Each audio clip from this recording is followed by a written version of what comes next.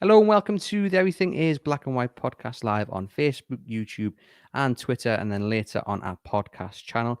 It is our match preview. Newcastle welcome Leeds to St James's Park on Friday night. I'm joined by Leeds reporter from Leeds Live, Joe Donnohue. Joe, thank you for popping on. Both sides have had a similar start to the Yeah. season, but we were just talking off camera about how the mood is slightly different towards Bielsa than it is to Bruce, despite the fact both clubs are winless so far in this campaign. Yeah, I think you could probably say Steve Bruce has probably a little bit less credit in the bank than Marcelo Bielsa at Leeds. Obviously, he's kind of a figure which I'd probably compare to what Rafa Benitez was like at Newcastle, in terms of the messaging from the manager in press conferences and stuff like that that sort of really resonates with the fans at Leeds. Whereas I think the opposite can be said at times of Steve Bruce, which I think sort of has rankled with the supporters at times. So the mood is definitely different. I think there's a great deal more patience with poor results or poor performances at Leeds, especially when it comes to the manager. I think the players probably take on a little bit more of the flack than the manager in that case. But in his last press conference after the defeat to Liverpool, he wholeheartedly took the blame. I think he said about 3 or 4 times that it's my fault for I take responsibility for not having our players been able to shine. So the mood is different. I think it's fair to say, but I think it's a big game for both teams, definitely from Leeds' angle anyway. Why have this started so badly? I mean, Newcastle have really lacked organisation. Their defence has been terrible. They can't really create now. They're without Callum Wilson, so the goals are going to be dried up. They weren't flowing in the first place. But what about Leeds? Because they have got this brilliant attacking style, but it just hasn't clicked so far. Yeah, I think it's fair to say that not having clicked or not having gelled is probably the way to summarize it. Because even though there haven't been, I mean, there was Daniel James that signed on deadline day. There was Junior Firpo who's brought in at left back to replace Alioski. But apart from that, there haven't been any other first team signings. I mean, Jack Harrison came in on a permanent deal after being on loan from Man City for 3 years, but he'd played over 100 games for Leeds, so it was not a case of a brand new team having to get to grips with each other. I think it's a case of just the games they've been strange because usually you've got all these really fast rotations out in the wide areas that Leeds go through, and their passing's usually really crisp, and you can usually rely on one player in particular having a really standout game. Usually that'll be one of Harrison, Bamford, Rafinha, or Phillips. And at the moment, it's been difficult to get the ball sort of from the defensive third into the midfield third and then into the final third. And that final ball has been lacking at the moment. And I think some supporters have kind of pinned that on Rodrigo, who's been playing in the middle. And at the moment, with the way that Bielsa sets his team up, it's a 4-1-4-1 most of the time. And the two sort of central midfield players are sort of number 8, or players similar to sort of like a box to box player, like a Joe Willock.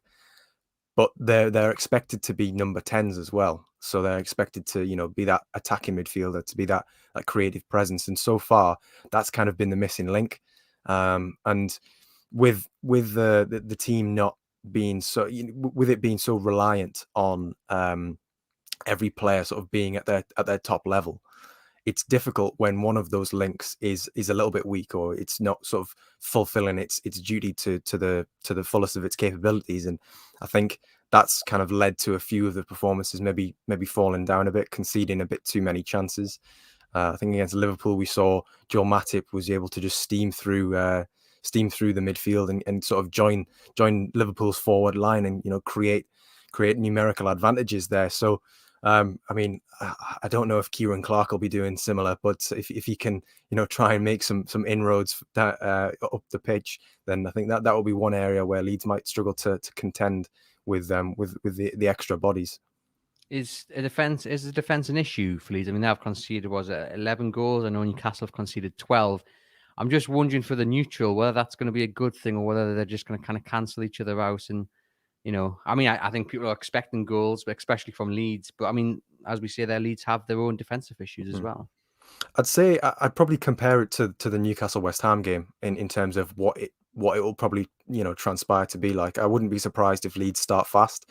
I think their aim will be to score early, and really put Newcastle under pressure and sort of ask them the question. Say you have to come out to us and play, rather than sort of Newcastle putting that five at the back and then having you hoping that Leeds can maybe catch them on hoping that they maybe can catch Leeds on the counter. I think there will be goals. I think it's fair to say. I mean, Leeds don't play out very many 0-0s or 1-0s. And whenever they do, it's usually they lose 1-0 against a team who've set up to frustrate and are really good at defending. So I think there definitely will be goals. I think Newcastle will have more than enough, even without Callum Wilson, to score. Whether that's whether they'll have enough to win the game, it's a different question altogether. But I think with the man marking system that Bielsa has and that Leeds sort of play with, I think it's very difficult to shackle a player like Alan Saint-Maximin because he's constantly on the move, isn't he? So it's difficult to track him. He's constantly taking players here, there, and everywhere. So I think that'll be a bone of contention for Leeds. Is there a feeling that it will click at some point, and this Friday is probably the game in which Bielsa is targeting, do you think? I think that there is the hope, maybe not an assumption. I think there was too much of an assumption going into the Burnley game, which Leeds drew 1-1 and got sort of a last minute equaliser in. That Leeds beat Burnley 4-0 in May at the back end of last season, and that the assumption was that the same result would happen. I think last year Leeds came into these Newcastle games on the back of consecutive defeats. I think it was 2 defeats before the game at Ellen Road, which obviously finished 5-2, and then it was 3 defeats if you count the FA Cup in a row, heading into the game in January at St James's. So, in a sense, Newcastle last year were the tonic that Leeds needed to get themselves out of a mini rut. Because there weren't, in the league, there were not more than 2 games in a row which Leeds lost last year. So I think this time around, the hope is definitely that the same can happen. But whether it does, I think the most important thing is that for Leeds and for Leeds fans is that they want to see an encouraging performance, something which would say, okay, we've turned a corner. We might not have got the result due to unforeseen circumstances, but we can definitely see there's life in the old dog yet. Will Bielsa be aware of the discontent around Newcastle? We know he likes to, he doesn't just focus on the training ground. I'm just wondering, can you give some insight into what Bielsa's mindset will be like? I'm sure he'll be asked about it later in the press conference, and he'll probably, just give one of his short and brief answers and probably play it down if he does answer it. But do you actually think he will be aware of it and will be looking to tap into that discontent? Because it will be, it will be a weapon in Leeds' favour, especially if Leeds do come out early and they score a goal and suddenly the crowd turn because they're already pretty much over the edge of the cliff. They're just needing that kind of final push, and an early goal would probably do that. And it'll be a horrendous atmosphere, I think, if Leeds get an early goal. Will Bielsa be aware of what's going on, do you think? With Bielsa, there's no stone left unturned. So I think he will be acutely aware of what's going on, but that's not something which he'll sort of play into his preparation. I think when it comes to preparing for games, he leaves nothing to chance on the pitch. He's not going to sort of tactically prepare to score early because he wants to turn the fans on the team, on Newcastle's team, that is. He fully believes that whether there's a stadium full of people who are visceral and angry and bloodthirsty or not, that his team can sort of block out that noise and play football the way that they've set up in a principled manner. So I think he will be aware of it, but I'm not sure whether it's something which he'll pay much attention to be honest, because he always tries to uphold and maintain what would be what would he feel if somebody was sort of commenting on his own managerial situation. Like anybody in any job, you wouldn't want somebody else, or your sort of your rival or your equal in that position to be saying, oh well, we're going to try and exploit the ill feeling. I think even if that is sort of in the back of his mind, he won't let on to that. Very respectful indeed. Leeds are looking to avoid matching a winless top flight run of the 1946-47 season when they finished bottom. Will that play any part? Will he be aware of the stats, or is he a man who, like you say, he just wants to win every game, and the stats and the numbers don't really mean all that much? It's about getting the 3 points regardless. I think with the length of time that's probably passed between that record and the present day and how much has changed, he's probably not going to pay too much attention to that. I think it's at the moment it's the 4 games winless in the top flight is the worst run that Leeds have been on in sort of the top flight of English football since 1959. And that wasn't brought up that in press conferences or anything, because I think everybody knows it would kind of be a bit of a wasted question. It would be a wasted endeavor. There was somebody who asked, how would you assess the start to this season compared to last year? And he pretty bluntly said, you can't compare a 38 game season with 4 matches, which I think was fair enough to say. You haven't played half. I mean, the vast majority of teams. So there's a few fixtures coming up which Leeds will definitely look at and think, this is where we kick on, because when it comes to December, the fixture list gets really nasty. So the team will know that they need to pick up points, and they need to pick up points as early as possible. And given the situation that Newcastle are in, it's an opportunity that they'll be looking at and thinking, we want to get something from this, and we want to lay down a marker and say we're not going to be in a relegation dogfight. We're going to be back up in mid-table and consolidating our position. How is he handling the fact that he hasn't won any games this season? I guess that goes back to the question right at the start. If he was under pressure from the fans, he'd probably be reacting slightly different. Steve Bruce at the moment, we all saw the outburst in the press conference after the Man United game. We'll find out. We're recording this half an hour before Steve Bruce's actual press conference, so we'll wait to see what he has to say later on, and that'll be over on chroniclelive.co.uk. But he's not handling it too well. But I guess that's because he has got the fans. The pressure it's just ramping up. It's already pretty high. The lose to Leeds on Friday night, it'll go through the roof, and he'll be well aware of that. How's Bielsa doing?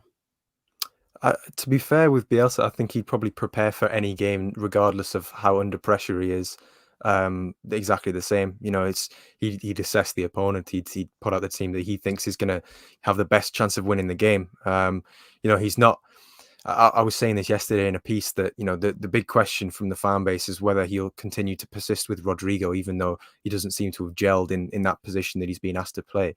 And Bielsa's not the type of player to feel burdened or feel the weight of a club record transfer and to feel as though, I need to keep playing him, because he views football in a way which is quite different to most other managers. And you see that in press conferences, the way that he sort of articulates and explains himself is very precise, which is part of the reason why he still uses a translator, because he wants to convey his ideas to journalists, to players, to everybody in the clearest terms, because he's a football philosopher more than anything. So I think if there was immense pressure and Leeds were bottom and lost all 4 games handsomely, then understandably, I think any human being would probably understand and comprehend that you've got to get a win at some point. But for now, for the most part, I think most people are still the jury's still out on this season, so the pressure's not too intense, and as a result, I don't think Bielsa would be feeling that pressure too intensely either. Let's talk about team news then. I mean, the one man who's definitely missing is Pascal Struijk. I hope I pronounced that right. After his red card against Liverpool, they appealed it. It was upheld. I only saw it for the first time yesterday, and I kind of agree. I don't think it is a red card. I know the injury that came across is horrendous, but it just looked like it coming together rather than anything. It didn't look like he intended to do that. It didn't look malicious to me. Well, I mean, how big of a loss is he going to be? And did you think it was a red card? I mean, first and foremost, when it happened in front of us, we all said, that's a great tackle, because Harvey Elliott looked to be away and But even Martin Tyler did as well. Martin Tyler said, great tackle. Yeah, and to be fair, Craig Pawson just waves play on until it becomes apparent that Mo Salah immediately hands to his head. He's beckoning for medical attention, and then you obviously see the look on Harvey Elliott's face, and it's horrible. I do think that it's one of those where the severity of the injury has been taken into consideration. It's an after the fact sort of red card, and I mean, I suspected they'd probably make an appeal, given the nature of how sort of divisive the decision was. But given the fact that, I mean, even before the game had finished, the Premier League had issued a statement saying that the red card decision was taken because of the endangerment and reckless nature of the tackle. So I thought, if there's any appeal, they've already set out their stall there. They've already said this is, this is our stance on it. We're backing the referee here. So. I mean, he will be a miss. Some fans think that he's one of the better centre halves at the club. I think centre half is the best stocked position that Leeds have got at the moment. As luck would have it, Diego Llorente went off in that game against Liverpool and then was replaced by Struijk. So he's got a hamstring injury, we think, but he said it's not too severe. But based on his injury history from last season, obviously went off after 10 minutes or so against Newcastle. He for injuries which are typically quite minor, he might be out of action for an extended period. Robin Koch is another one who he picked up a minor injury, or we thought it was minor, after the Old Trafford game at the beginning of the season. So he's been out for around a month now. Whether he'll be back, we don't know yet. We'll find out later today from Bielsa on that injury front. But Liam Cooper's the club captain. He's pretty much a mainstay in there. And then Luke Ayling will probably shuffle across from right back. And while, I mean, it might be a different story if it was someone like Emil Kraft shuffling across, but Luke Ayling has played that position quite frequently. He's quite adept in that role. I wouldn't say that it's ideal, but it's not the end of the world if Ayling does have to shuffle across if Struijk, Koch, and Llorente are out. So there will be opportunities to exploit them because they're both the players who were Leeds in Leeds back four in the Championship. But I think Cooper and Ayling should have enough about them. It's probably not the end of the world given Newcastle's failure to really score any goals, and given the fact that Callum Wilson is likely to be missing this game. Newcastle, Joe Linton is not going to give the Leeds United defenders a tough time, in my opinion. Hopefully I'm proved wrong from a Newcastle point of view on Friday, but I can't see if Steve Bruce does go with Joe Linton, him really giving Leeds anything to worry about. I would prefer to see the formation change and Dwight Gale slotted in, and the team built around Dwight Gale to give them a bit more of a attacking intent, but I can't see that happening. But it'll be interesting to see the team from both sides. Just some quick fire questions before we finish from questions from our viewers here. Mm-hmm. Who is the key man that Newcastle United need to stop? I'd probably say Calvin Phillips. I'd be tempted to say Rafinha because he's the game changer. But if you can nullify Calvin Phillips, then the team cannot get out of defense and transition to attack. If you put a man on him and kind of, which is difficult because he's very good at doing that. He's very good at sort of man marking people out of the game. But his distribution is something which will cause Newcastle problems. Jack Harrison on the left and Rafinha on the right. They both will stretch the pitch, and Phillips can find them both. And if one of them is taking sort of a defender out of the game, then he can find Patrick Bamford with a ball over the top or a through ball. So I think Phillips is probably the key man. What's the biggest weakness that Newcastle can exploit? Biggest weakness, probably the midfield in front of Calvin Phillips. It's been the issue of contention so far this season. If Rodrigo's in there, there's the perception that he doesn't really know when to press or when to or where to position himself. So there've been times where he's maybe been a bit too advanced, and there's just been a huge gap between the defense and the attack. So if somebody can make inroads in that position, I think that's where Newcastle can potentially hurt Leeds. And who are you most fearing from a Newcastle United point of view? It has to be St. Maximin. I think the ability that he has to he's a one-man counter-attack, isn't he? To just carry the team up the pitch 20, 30 yards at a time. I mean, we saw what he did to Declan Rice on that side with the step overs one way, then the next. I think that there's not too many defenders who'd be able to shackle him on their own in this league. Well, we've got a question here from Roger Cook, who's a regular viewer of the Everything Is Back My podcast, and he asks you, Joe, do you think St. Maximin will get double man marked out of the game, or at least that's the attempt? I don't think you'll get double man marked because the Leeds system is man for man. So it's every player has their man that they need to mark or at least need to shadow. So doubling up on St. Maximin would leave another player free, and that's not something that Bielsa is going to allow, I think. So maybe in sort of when he stops and starts doing the tricks and the step overs and stuff, but not in sort of open play, not in transition, nothing like that. You can see we've got a few people there saying Alan St. Maxim needs to do a bit more of end product. I kind of agree with that. I think sometimes his decision making lacks that kind of experience of a player who's a wee bit older. We've got Alan here saying Newcastle are so predictable. I don't think Leeds have too much to worry about, and the lack of attacking options won't give Leeds sleepless nights. We've sort of said that, but yeah, again, yeah. And I guess, what do you think the score is going to be then? Will Leeds come out on top here? I mean, Lee Ryder was speaking to us on the Blue, White, and Yellow podcast yesterday, and he and I both went with the same prediction, which was, I think it'll be a 3-1 Leeds. I think both teams will score. I think there'll be periods of the game where Newcastle are on top, just purely because Leeds, I think it's difficult for any team to dominate possession at the intensity that Leeds play for 90 minutes. But I think there'll be periods in the game where it's quite even. But I do think that it's probably going to be a 3-1 to Leeds, because once, I mean, we saw it at Ellen Road last year, once Leeds get, that whiff of or sniff of blood, then they'll not stop attacking. It's not a case of getting to the 70th minute and then thinking, all right, we've got a lead, let's hold on to it. It's, let's improve the goal difference here. Let's play into the principles, and that's to play forward at every opportunity. Yeah, I'm sure Sky are hoping that they've got an absolutely brilliant game on Friday night. Of course, it'll be in our live blogs on both the Leeds Live website and chroniclelive.co.uk. We'll have another match preview with John Gibson to talk a bit more about Newcastle United later in the day. So please do tune in for that one. Joe, thanks for popping on to Everything is Black and White podcast. Safe trip up to Tyneside, and hopefully from a Newcastle United point of view, it's a dreadful Friday night for you guys.